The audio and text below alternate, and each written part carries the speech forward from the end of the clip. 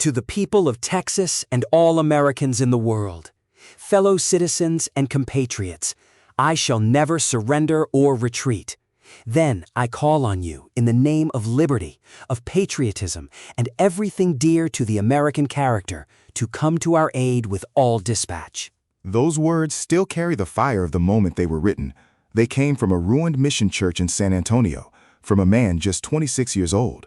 Welcome to the Masonic History feature from Johnson City Lodge No. 561. I'm Brother Orator, and with me is Brother Archivist. It's my job to guard the record, check the sources, and be clear about what we know for certain and what remains tradition. And I help turn that careful record toward meaning, context, and memorable Masonic education. This Masonic historian agent was built by Dr. William Fisher, a Master Mason and proud member of Johnson City Lodge No. 561, to help share careful, engaging knowledge about Masonic history. Our goal is simple: to help brethren, prospects, and anyone interested in Texas history learn about our past with curiosity, care, and source humility. You can learn more at johnsonCityLodge561.org or send questions and source leads to jclodge561@gmail.com.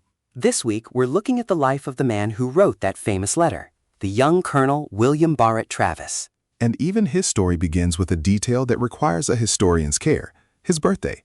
Many older sources say August 1st, 1809, but the Travis Family Bible, the best attested source according to the Handbook of Texas, records his birth on August 9th. So by his family's own book, this week holds the birthday of William Barret Travis, born in South Carolina, but his story really takes shape in Alabama.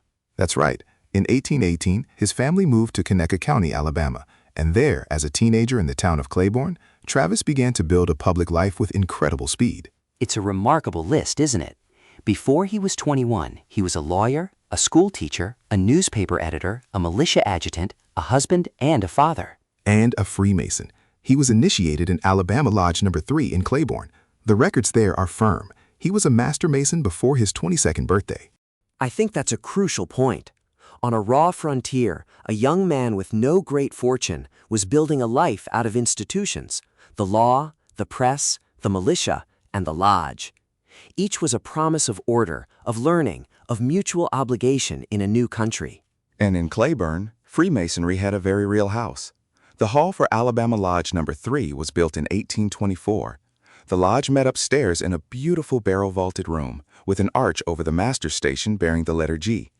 Downstairs, that same building served as a courtroom and a church. It was the heart of the town's civic life. It was even the place where the town received the Marquis de Lafayette during his grand American tour in 1825. For a young man like Travis, joining that lodge meant taking a seat in the most established institution in town. But the life he assembled so quickly also came apart. By 1831, he was deep in debt, his marriage was failing, and he left for Texas. He arrived alone, technically as an illegal immigrant under the law of April 6, 1830. He was 21 years old and starting over, but he used the same tools, his law books and a commitment to public duty. And in Texas, that path led him directly into the conflict with the Mexican government. His arrest in Anahuac in 1832 was one of the sparks that ignited the Texas Revolution. He stood with the war party, led men to expel the Anahuac garrison in 1835, and by January 1836, he was a lieutenant colonel riding to San Antonio to reinforce the garrison at the Alamo. And when his commander, James Neal, took a leave of absence, command fell to him. Just days later, Santa Anna's army arrived and the siege began. On the second day, February 24th, he wrote the letter. He answered the demand for surrender with a cannon shot and declared, "Our flag still waves proudly from the walls. I shall never surrender or retreat." He signed it, "Victory or Death." The letter made it out, carried through the enemy lines. It did its work, rallying support across Texas and the United States, but help couldn't arrive in time. Travis died early in the final assault on March 6th, felled by a single shot. That original letter survived.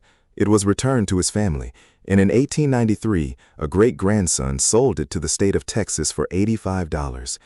It's now preserved by the state archives, just blocks from the Capitol in Austin. And it rests in Travis County, named in his honor by the Congress of the Republic of Texas in 1840. Texas Masonry has kept his memory as well. He is counted among the brethren who died at the Alamo, alongside others like James Bowie of a Louisiana lodge and James Bonham from South Carolina. And we should be careful here. For some of those men, like David Crockett, The Masonic affiliation is a strong tradition, but the specific lodge record is lost. For Travis, however, the record from Alabama Lodge No. 3 is solid. The fraternity's response to that loss was characteristic. It went back to work. A decade after the battle, in 1848, San Antonio Masons organized Alamo Lodge No. 44, meeting within the very walls of the old mission. That lodge works continuously to this day. Taking up labor in the very rooms where labor had ended. That's a powerful statement. And for us here in Johnson City, the story feels very close. We're in Blanco County, right next door to Travis County.